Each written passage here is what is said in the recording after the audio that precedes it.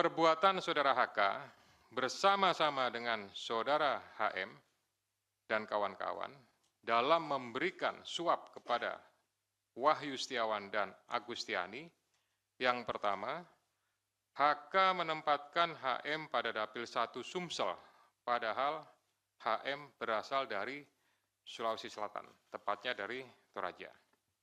Bismillahirrahmanirrahim. Assalamualaikum warahmatullahi wabarakatuh. Waalaikumsalam warahmatullahi wabarakatuh. Yang kami hormati Bapak Ketua Komisi Pemberantasan Korupsi Bapak Setio Bianto, Bapak Direktur Penyidikan Bapak Asep Guntur Rahayu, rekan-rekan jurnalis yang telah hadir di ruang konferensi pers Gedung Merah Putih Komisi Pemberantasan Korupsi. Pada sore hari ini, KPK akan menyampaikan rilis pengembangan perkara tindak pidana korupsi memberi hadiah atau janji kepada pegawai negeri atau penyelenggara negara, yaitu Wahyu Setiawan selaku anggota KPU Republik Indonesia periode tahun 2017 sampai dengan tahun 2022 bersama-sama dengan Agustiani Tio F terkait penetapan anggota DPR RI terpilih 2019 sampai dengan 2024 yang dilakukan oleh tersangka Harun Masiku bersama-sama dengan Saiful Bahri. Untuk lebih lengkapnya dan detailnya akan disampaikan oleh Bapak Setio. Waktu dan tempat kami persilakan.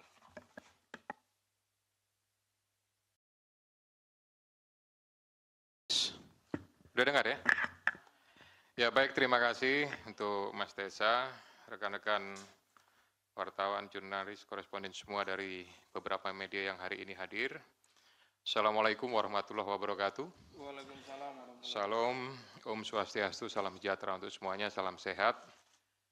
Kesempatan sore ini saya akan menyampaikan penjelasan tentang pengembangan perkara tindak pidana korupsi memberi hadiah atau janji kepada pegawai negeri atau penyelenggara negara, yaitu Wahyu Setiawan selaku anggota Komisi Pemilihan Umum Republik Indonesia periode 2017 sampai dengan tahun 2022 bersama-sama dengan Agustiani Tio F terkait penetapan anggota DPR RI terpilih 2019-2024 yang dilakukan oleh tersangka Harun Masiku bersama-sama dengan Saiful Bahri.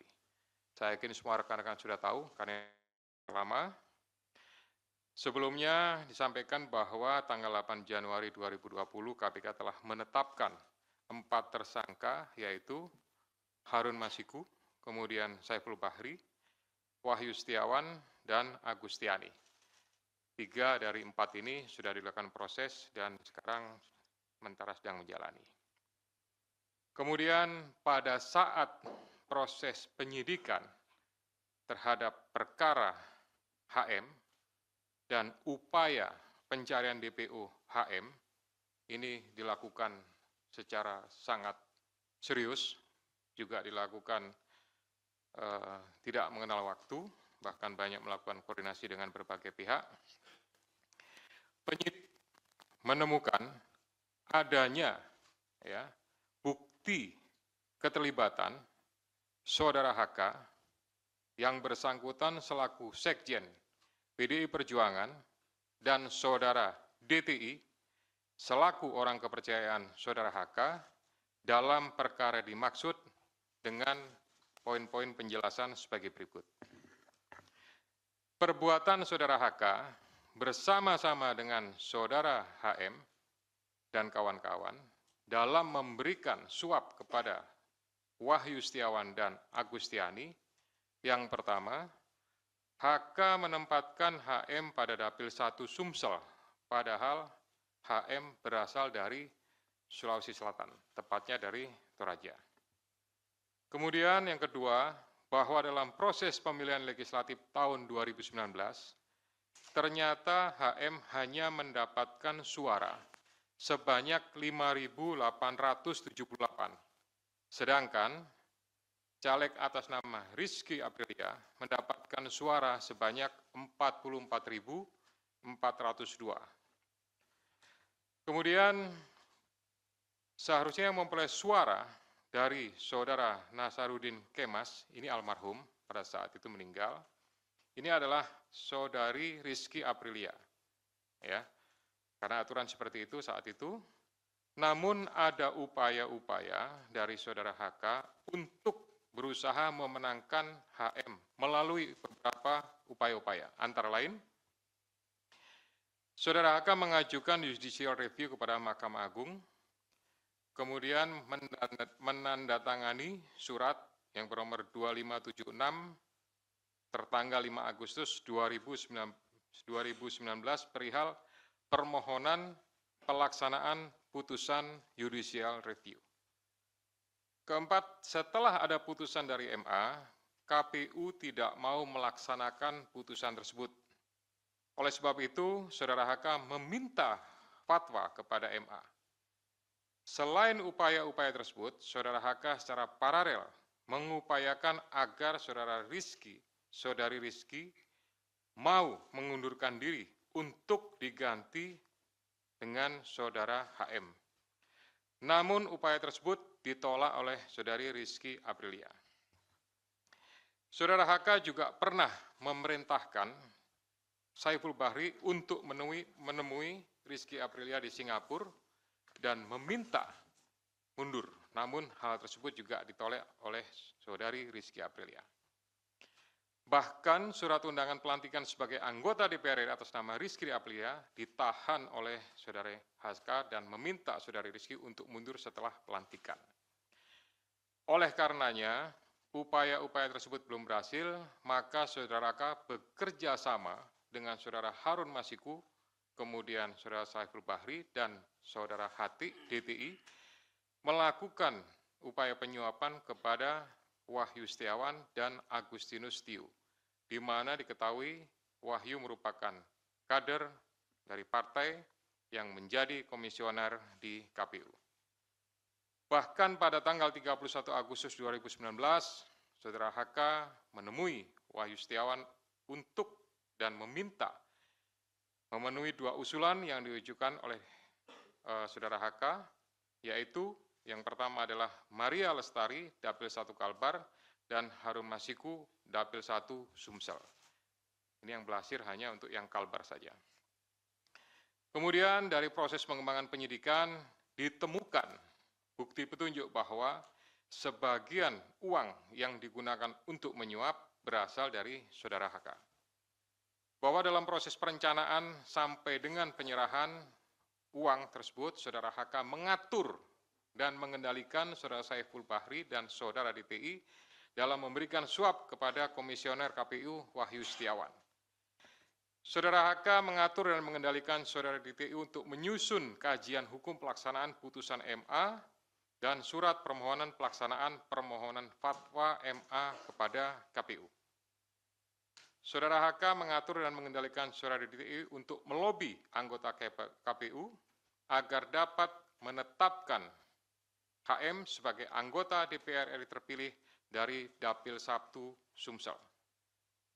Saudara HK mengatur dan mengendalikan saudara DTI untuk aktif mengambil dan mengantarkan uang suap untuk diserahkan kepada komisioner KPU melalui Tio. Kemudian saudara HK bersama-sama dengan HM, kemudian Saiful Bahri dan DTI melakukan penyuapan terhadap Wahyu Setiawan, jumlahnya sama dengan penjelasan pada penanganan kasus sebelumnya.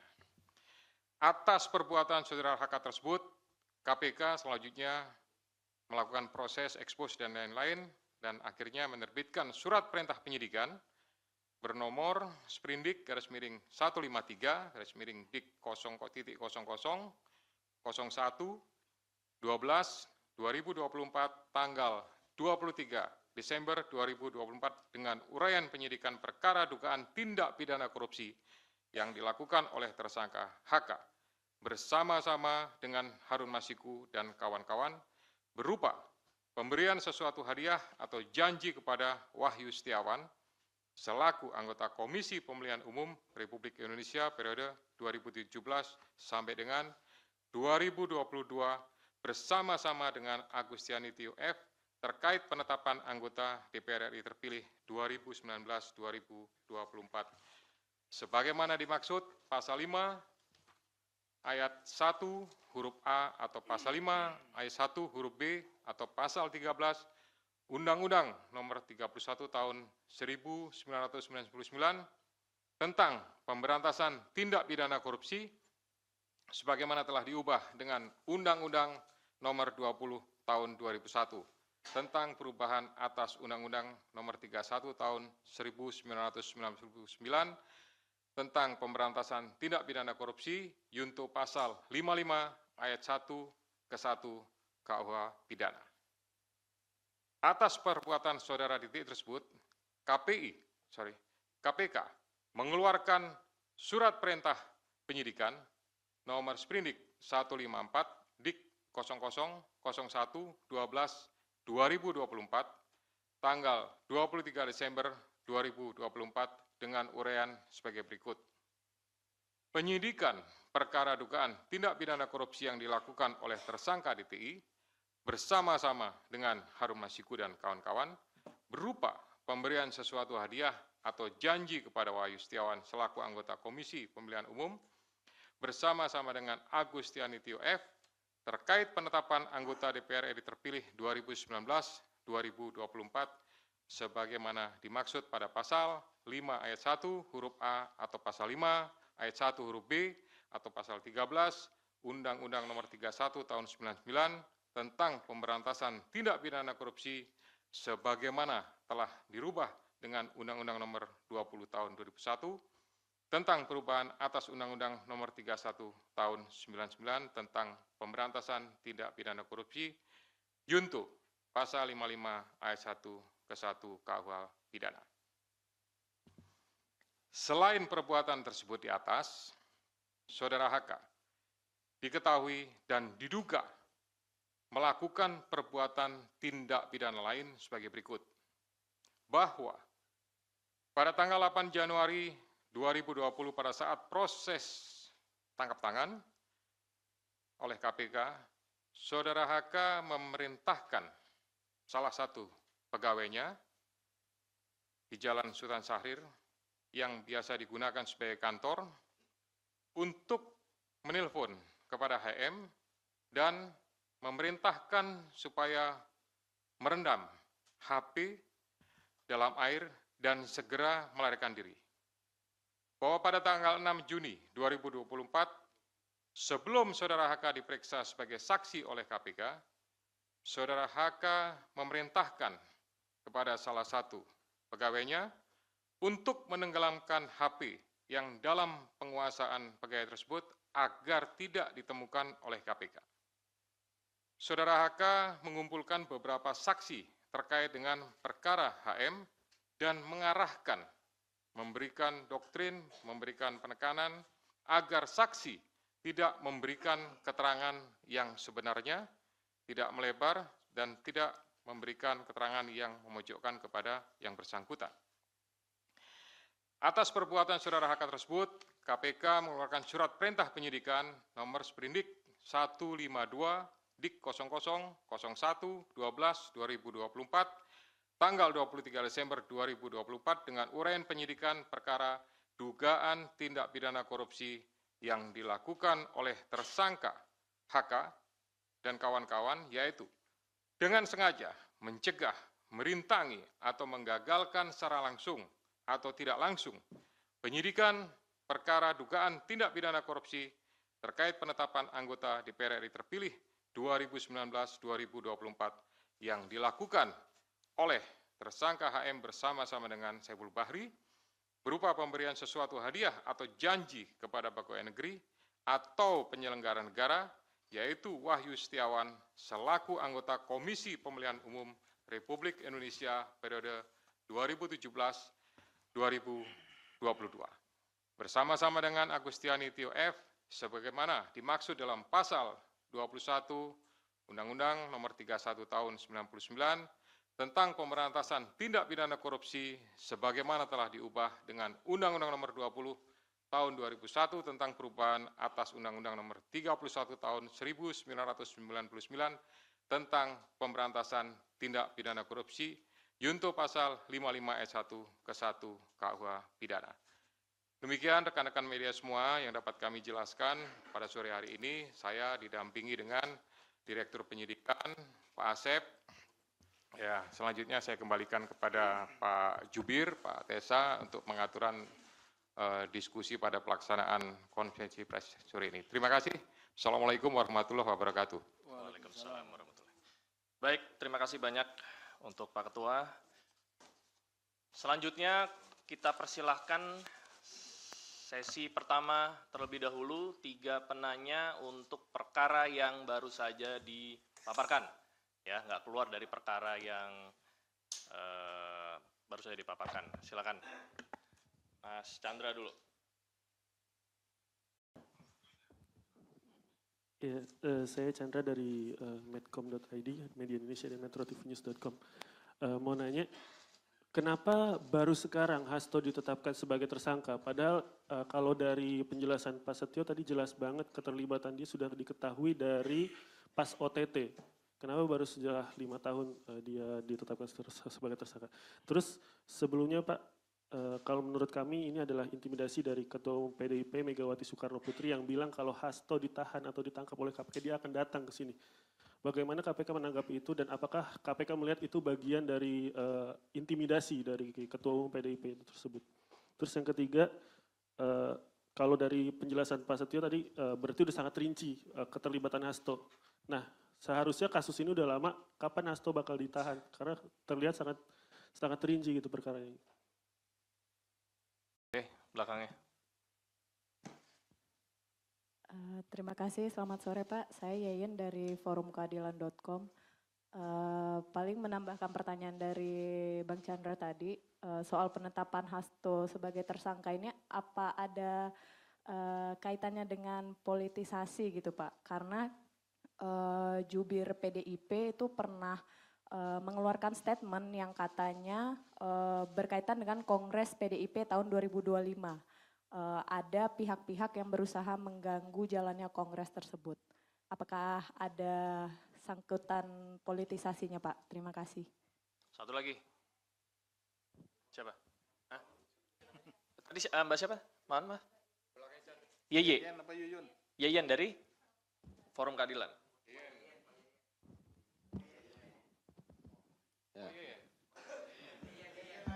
Oke, lanjut. Selamat sore Pak Setio, Pak Asep, Mas Tesa. Perkenalkan saya Rian Pak, CNN Indonesia. Mau bertanya soal pertama, uang suap tadi kan disampaikan sebagian itu totalnya berapa dari Pak HK itu. Yang kedua, ini kan dalam jangka waktu yang lama dan ada apa ya namanya drama-dramatisasi lah pelarian Harun yang balik ke Indonesia, Singapura. Apakah akan menjerat juga dari pihak kementerian lah Pak, karena waktu itu kan kader PDIP juga dalam OJ, Obstruction of Justice.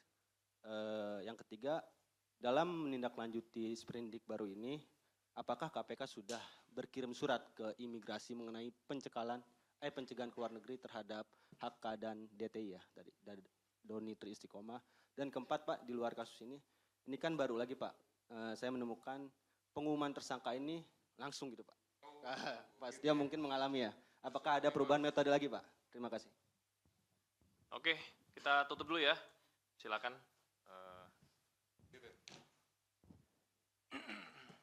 Ya, baik. Pertama, kenapa baru sekarang? Ya. Jadi kalau rekan-rekan melihat, gitu, kasus ini kan sejak 2019 sudah ditangani, gitu. Tapi kemudian baru sekarang. Ini karena kecukupan alat buktinya, gitu. Tadi sebagaimana sudah saya jelaskan di awal, penyidik lebih yakin, gitu. Kemudian setelah pada tahap proses pencarian PPU Harun Masiku, gitu, ada kegiatan pemanggilan, kemudian ada kegiatan pemeriksaan, ada kegiatan penyitaan terhadap barang bukti elektronik. Nah, disitulah kemudian kita mendapatkan banyak bukti dan petunjuk yang kemudian menguatkan keyakinan penyidik untuk melakukan tindakan, untuk mengambil keputusan, ya tentu melalui proses tahapan-tahapan sebagaimana yang sudah diatur di Kedeputian Penindakan, baru kemudian diputuskanlah ya terbit surat perintah penyidikan. gitu. Jadi sebetulnya alasan pertimbangan itu. Kemudian sampaikan masalah intimidasi, ya kami murni melakukan proses penegakan hukum saja, gitu ya. Saya yakin Kedeputian Penindakan sudah melakukan ini dan ini juga menurut saya bagian daripada isi dari memori serah terima yang kami terima dari pejabat lama. Jadi sebenarnya kami juga tinggal melanjutkan saja lah, kira-kira seperti itu. Terakhir tadi Mas Janet sampaikan penjelasan sudah sangat rinci, kemudian kapan ditahan, tentu itu nanti Pak Asep yang akan menentukan. Pimpinan juga tidak punya kewenangan untuk melakukan intervensi kepada penyidik, karena penyidik adalah independen, gitu. Silahkan nanti Pak Asep kalau mau tambahkan terkait masalah kapan ditahan, tapi pastinya ya kita melakukan proses itu sesuai dengan ketentuan yang ada. Kemudian tadi Mbak En sampaikan, apakah penetapan ini ada politisasi? Ini sama jawabannya, murni penegakan hukum, gitu. Kemudian di Kongres ada pihak-pihak yang akan mengganggu. Selama ini ya kami pimpinan sama sekali tidak ada informasi, masukan dan lain-lain terkait masalah Kongres apa segala macam. Kami hanya mendengarkan proses ekspos dan jalannya ekspos. Alhamdulillah, puji syukur kepada Tuhan, dihadiri oleh semua pimpinan, lengkap, termasuk dari kedeputian yang lain, ya. Jadi posisinya, artinya kedeputian di penindakan, tapi dari direktoratnya lengkap, gitu, ya. Sehingga menurut saya keputusannya diambil secara bulat, dan itulah yang menjadi sprindik tersebut. Kemudian uang suap sebagian dari HK, ya. Itu dari hasil yang sudah kami dapatkan saat ini, tapi itu nanti akan menjadi bagian inti daripada materi pemeriksaan yang akan dilakukan oleh para penyidik. Kita akan lakukan, saya mengingatkan kepada para penyidik untuk melakukan proses penyidikan secara profesional. Kemudian Kan dijerat di Kementerian karena yang akan dijerat ya itu saya kira nanti Pak Asep lah akan secara teknis. Kemudian tadi yang terakhir, ini konvensi pers ini dilakukan, biasa kan dulu-dulu, zaman saya masih di sini itu kan dilakukan pada saat bersamaan dengan penahanan. Kira-kira seperti itu ya. Nah, berdasarkan kebijakan pimpinan sekarang, dalam rangka akuntabilitas dan mempertanggungjawabkan kepada seluruh masyarakat, gitu, ya segera sesaat setelah sprindik itu dibuat, gitu, kita tidak akan menunggu sampai dengan masa diumumkannya penahanan, itu nanti akan diumumkan, disampaikan. Supaya juga para pihak yang terlibat sudah tahu statusnya seperti apa, karena ini sebagai bagian daripada pertanggungjawaban penyidik, pertanggungjawaban secara institusi kelembagaan KPK untuk bisa menyampaikan kepada masyarakat tentang kegiatan yang sudah dilakukan. Kami tidak ingin ini menjadi sesuatu yang ya istilahnya ada informasi yang, mohon maaf kalau saya menyampaikan istilahnya agak liar gitu ya, ini bertanya apa segala macam, lebih baik nanti sesaat setelah, nah sesaat setelah itu kan bisa 1 hari, 2 hari atau mungkin 1 minggu, itu nanti tentu dari kedeputian penindakan yang akan menyarankan kepada juru bicara untuk pengaturan kapan dilaksanakannya. Tapi prinsipnya itu bagian daripada akuntabilitas KPK kepada masyarakat. Demikian ya. Ya, silakan mungkin Pak Asep menambahkan beberapa hal tadi dari 3 teman-teman yang bertanya.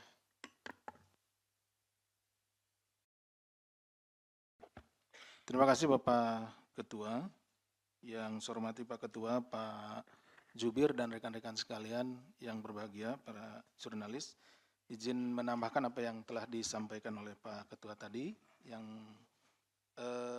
terkait dengan kapan Saudara HK akan ditahan.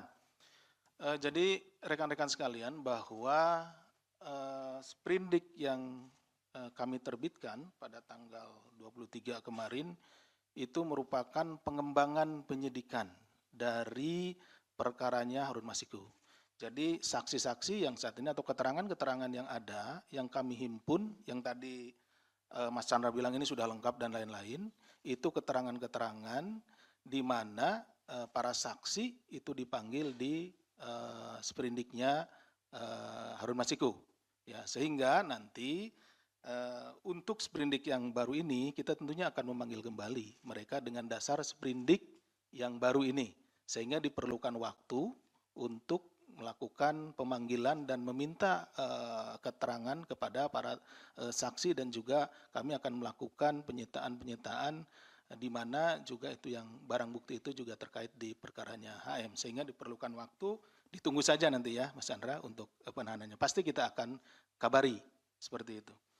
Kemudian terkait juga dengan masalah tadi apakah dari kementerian dan lain-lain akan dilakukan. Pokoknya seperti yang biasa kita lakukan di dalam penyidikan, kalau ditemukan tindak pidana baru yang dilakukan oleh siapapun itu, ya, maka orang itu harus mempertanggungjawabkannya. Tentunya kita akan melalui proses yang ada di sini, mulai dari jenjang direktorat, dilakukan ekspos, kemudian ke kedeputian dan juga ke pimpinan, seperti halnya untuk penetapan tersangka saudara HK pada hari ini. Jadi melalui jenjang yang ada.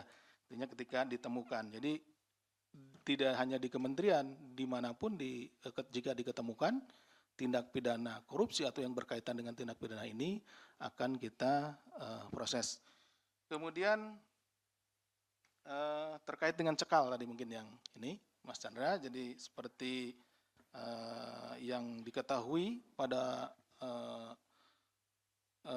SOP yang kita miliki atau POB yang kita miliki, ketika ini naik juga diikuti dengan pencekalan. Ya, pencekalan terhadap yang bersangkutan, kemudian juga terhadap orang-orang yang memang berkaitan dan kita duga bahwa dia memiliki informasi dan akan menyulitkan apabila dia berada atau keluar negeri, seperti itu. Jadi pencekalan serta-merta kita lakukan. Pencekalan itu seperti biasanya 6 bulan, nanti kan bisa diperpanjang seperti itu. Tidak hanya orang tertentu ya, memang itu semuanya seperti itu gitu, Mas Chandra. Mungkin itu yang bisa kami sampaikan, menambahkan dari Pak Ketua. Terima kasih. Assalamualaikum warahmatullahi wabarakatuh. Baik, stop. Ada aturan mainnya. Sesi kedua. Oke, tadi dinunjukin atas Mas siapa? Bayu ya? Bayu. Ya. Selamat sore Pak Setio, Pak Asep, dan Mas. Mohon izin, saya Bayu ingin menanyakan ini terkait dengan kasus yang sekarang. Ini kan Hasto Kristianto ini dia juga berkontribusi dalam proses penyuapan tersebut. Pertanyaannya adalah kenapa Hasto ngotot mengajukan Harun Masiku menjadi anggota DPR? Apakah sejauh ini KPK sudah menemukan motif dibalik kenapa PDIP sengaja ngotot untuk mengajukan Harun Masiku menjadi anggota DPR? Mengingat background Harun Masiku ini adalah seorang advokat, apakah jangan-jangan Harun Masiku memegang sejumlah kunci kasus-kasus lain yang juga melibatkan elit PDIP? Terus untungnya apa buat PDIP ketika Harun Masiku menjadi anggota DPR? Terus yang terakhir terkait dengan pemeriksaan selanjutnya, apakah KPK akan memanggil para pihak terkait hingga sekelas elit termasuk Ketua Umum PDIP terkait kasus ini? Terima kasih. Oke, dari mana? Itu yang pakai topik.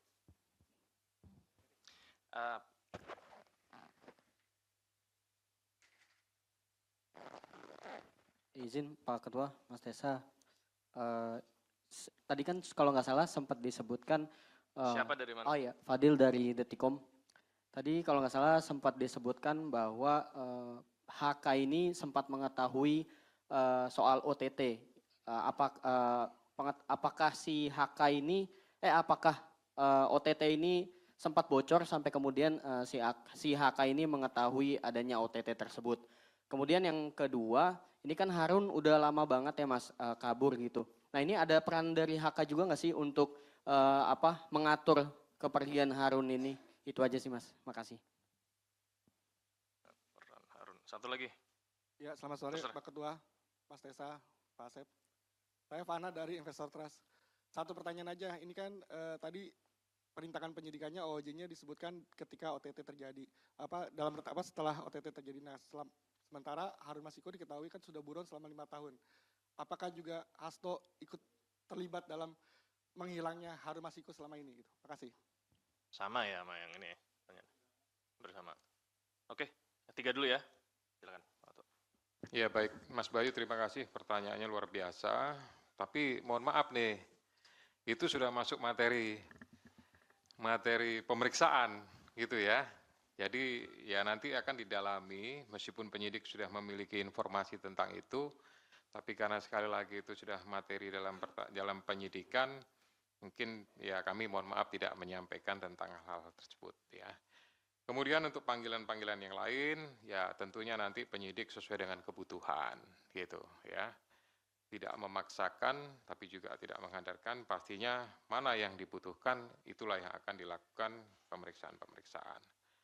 Kemudian tadi masalah UTT apa segala macam, karena prosesnya harus flashback lagi kepada kegiatan di 2019 ya. Nanti semuanya akan kita coba telusuri kembali, gitu, hal-hal apa yang berkaitan, apakah ada informasi, ataukah itu mungkin dugaan-dugaan, atau mungkin mereka hanya dapat selentingan saja. Nah ini kan mungkin dari pihak sana menyampaikan seperti itu, tapi ya nanti mungkin yang bersangkutan sendiri seperti apa, kira-kira begitu ya. Kemudian sama tadi pertanyaannya, gitu nanti mungkin Pak Dir lah, silakan untuk memberikan secara teknis jawabannya.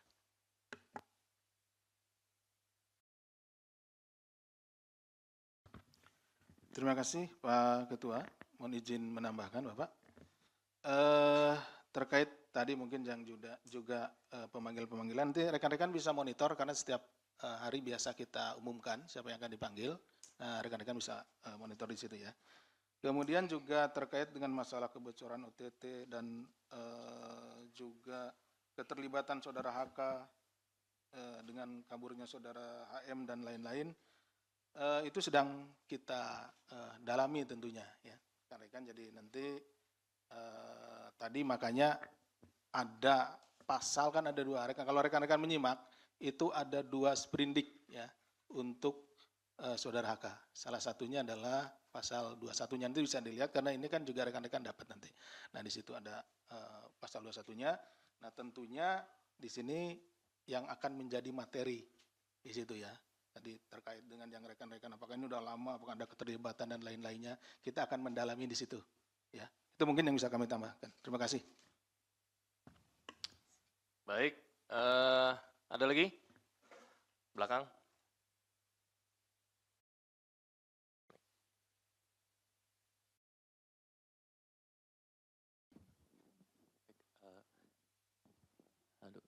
Selamat sore Mas Tesa, Pak Ketua, Pak Sasep. Saya Ade dari Tempo. Mau menegaskan aja untuk perkara OOJ-nya HK ini, berapa tersangka yang ditetapkan oleh KPK. Karena kan kita tahu bahwa kemarin-kemarin juga tim hukumnya PDIP melakukan perlawanan lah ya, melaporkan ke Dewas, terus menggugat ke pra-peradilan dan segala macam gitu. Apakah itu juga menjadi bagian dari upaya perintangan penyidikan yang dilakukan terhadap HK gitu? Apakah memang KPK melihat ke arah situnya gitu? Mungkin itu aja pertanyaannya. Terima kasih. Lagi? Cukup ya? Akhir ya? Oke. Gitu ya. Mas siapa dari Tempo? Mas Ade. Ya. Jadi prinsipnya kami berharap bahwa para pihak yang terlibat secara langsung maupun tidak langsung bisa bekerja sama.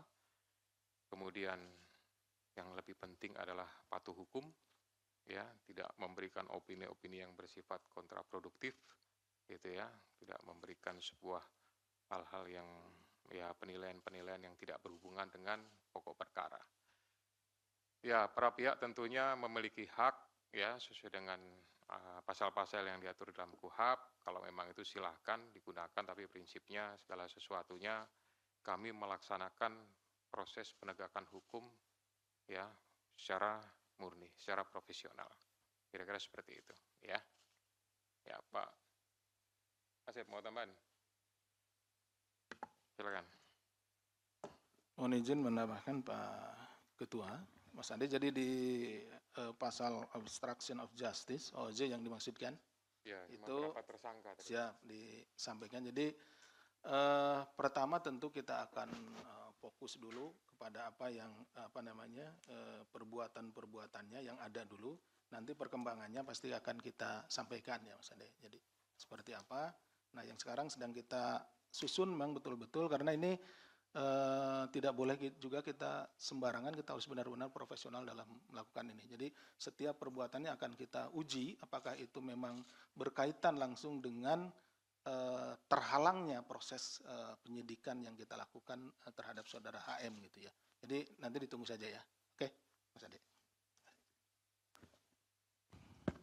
Baik, rekan-rekan sekalian, terima kasih banyak atas kehadirannya rilis perdana oleh Bapak Ketua kita yang baru, pimpinan kita yang baru.